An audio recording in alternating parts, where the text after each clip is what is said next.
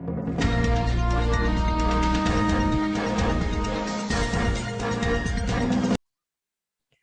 Provinsi Sumsel telah memberikan mandat kepada Wabub Beni Hernedi sebagai PLT Bupati Musi Banyuasin. Hal ini dilakukan agar roda pemerintahan di Pemkab Muba tetap berjalan. Keputusan tersebut diambil Gubernur Sumsel Herman Deru selaku perpanjangan tangan pemerintah pusat pasca Bupati Musi Banyuasin Dodi Reza Alex Nurdin resmi ditetapkan sebagai tersangka oleh KPK lantaran terlibat kasus dugaan suap terkait proyek infrastruktur pada Sabtu kemarin.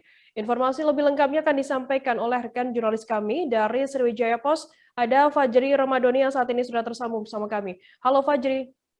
Halo rekan Firda.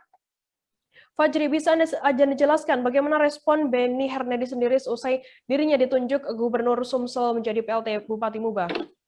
Baik, terima kasih rekan Firda.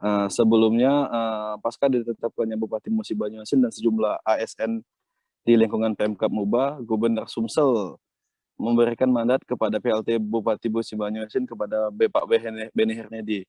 Hal tersebut agar roda pemerintahan kembali berjalan.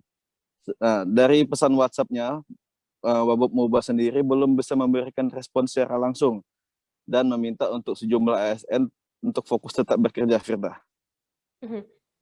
Kemudian kemana Wakil Bupati Muba sendiri pada saat Bupati Muba ini ditangkap oleh pihak KPK?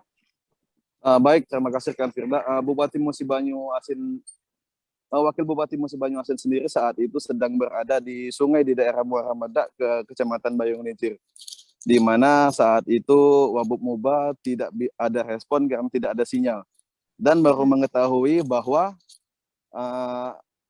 Bupati Musi Banyuasin terjaring OTT, Firda. Kemudian bisa Anda jelaskan sedikit mengenai kronologi penggeledahan dari tim KPK sendiri ke gedung Dinas PUPR dan menangkap Bupati Muba kemarin? Baik, rekan Firda, kronologi sendiri sekitar pukul 9 Jumat lalu, sejumlah tim dari Komisi Pemberantasan Korupsi mendatangi gedung Dinas PUPR Kabupaten Musi Banyuasin.